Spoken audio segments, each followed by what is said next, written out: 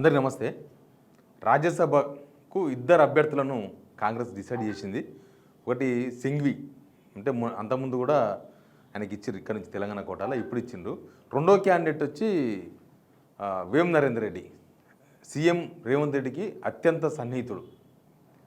అసలు దీని వెనుక ఏం డీల్ జరిగింది అనేది ప్రస్తుతం జరుగుతున్న చర్చ. ఏంటి డీల్? ఏదో డీల్ జరిగింది. ఇప్పుడు కాంగ్రెస్ పరిస్థితి ఎట్లా ఉందంటే మీకు తెలుసు కదా.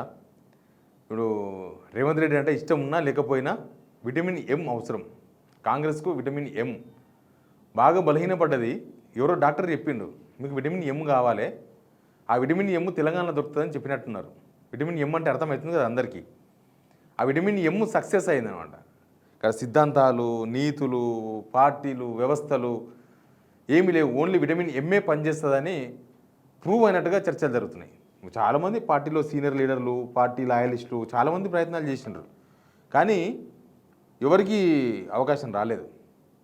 అసలు రేవంత్ రెడ్డి దీనిలో ఎప్పటి నుంచి ట్రై చేస్తున్నాడు. అప్పుడు ఎమ్మెల్సీ పిద్దామని ఓటుకు నోటు కేసు ఇరుక్కున్నది వేమనరేందర్ రెడ్డి కోసమే.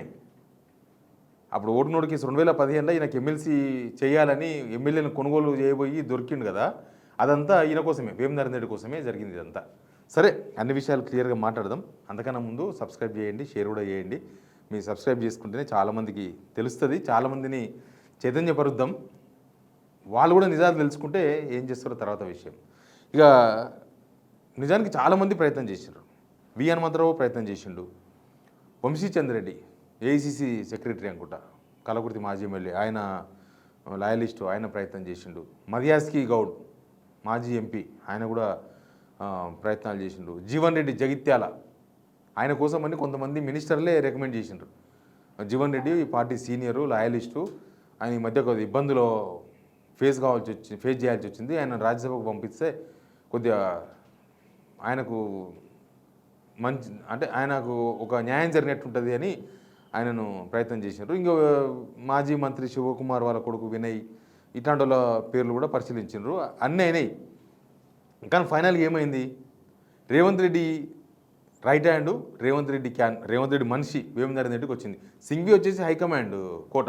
యాక్చువల్గా సింఘ్వి కూడా ఇవ్వకూడదు, అంటే ఇక్కడ కాంగ్రెస్ వాళ్ళకి ఏమైనా ఆత్మగౌరవం ఉంటే సింఘ్విని కూడా ఒప్పుకోవద్దు. కానీ ఇక్కడ అన్నీ ఏంటంటే వేమనరేందర్ రెడ్డికి ఇస్తే చాలు, మీకు ఏం కావాలంటే నేను అది ఇస్తా, నాకు కావాల్సింది నాకు రాజ్యసభకు పంపాలి.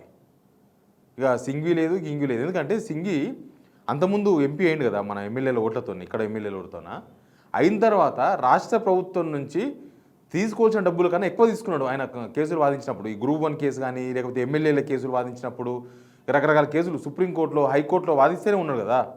ప్రతి దానిలో తీసుకోవాల్సిన దానికన్నా ఎక్కువ డబ్బులు పబ్లిక్ మనీ దొబ్బుతున్నాడు.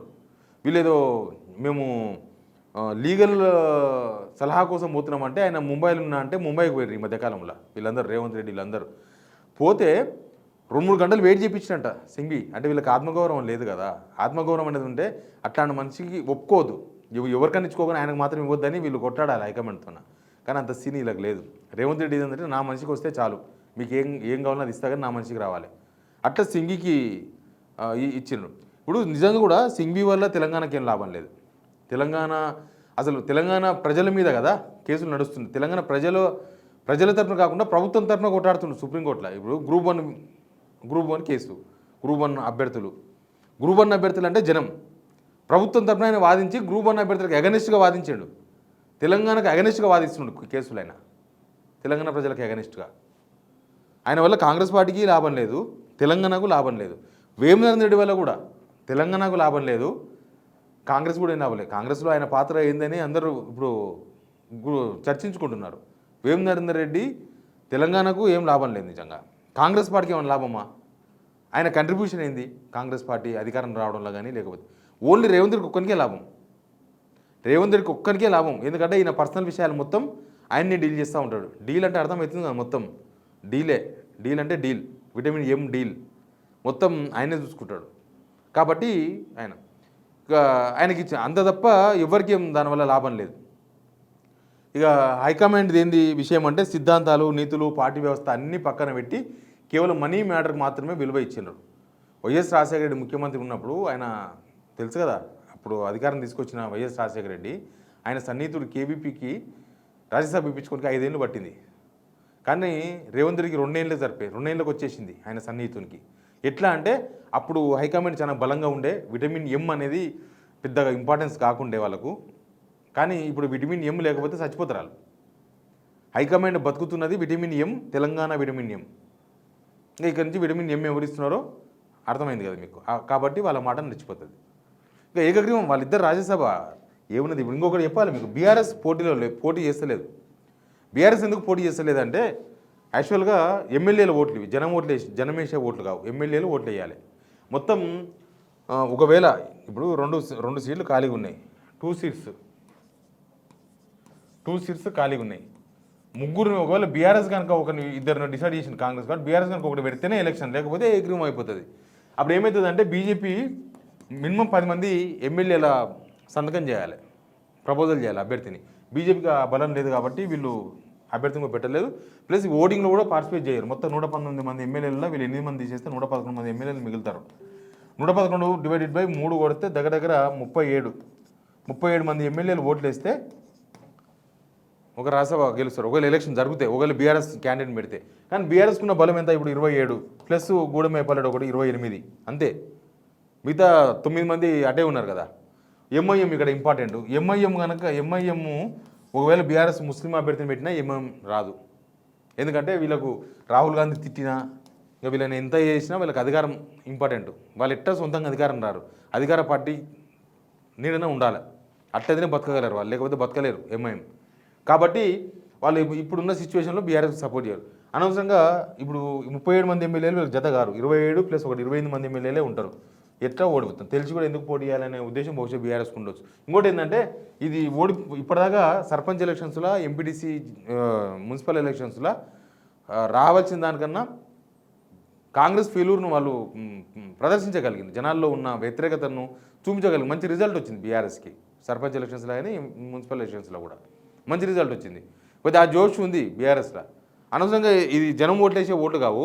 కానీ కాంగ్రెస్ వాళ్ళు ఏం ప్రచారం చేస్తారంటే బీఆర్ఎస్ పని అయిపోయింది, హైదరాబాద్లో కూడా ఓడించేసినాం, రాజ్యసభ కూడా ఓడించేసినాం అంటారు వీళ్ళు. గ్రామీణ ప్రాంతాల జనాలకి ఏమర్థమైందంటే ఏమో ఎలక్షన్ వచ్చిందంటే బీఆర్ఎస్ ఓడిపోయిందంటే అనేది చర్చ జరుగుతుంది తప్ప అసలు వేసే ఓట్లు ఎవరు? ఎమ్మెల్యేలు ఎవరుకున్నారు? ఇప్పుడు కాంగ్రెస్కున్నారు. ఆల్రెడీ 9 మంది ఎమ్మెల్యేలు బీఆర్ఎస్ నుంచి పోయి ఉన్నారు. ఎంఐఎం వాళ్ళకే సపోర్ట్ ఉంది. ఇంత రచ్చ ఉంటుంది. ఈ రచ్చ ఎందుకని చెప్పి బహుశా వదిలేసింది. ఇంకోటి ఏంటంటే దీనిలో ఆ పార్టీ మారిన ఎమ్మెల్యేలు విప్పు జారీ చేసినా, ఆ పార్టీ మారిన ఎమ్మెల్యేలు కాంగ్రెస్కు ఓటేసినా అది లీగల్గా నడవదు.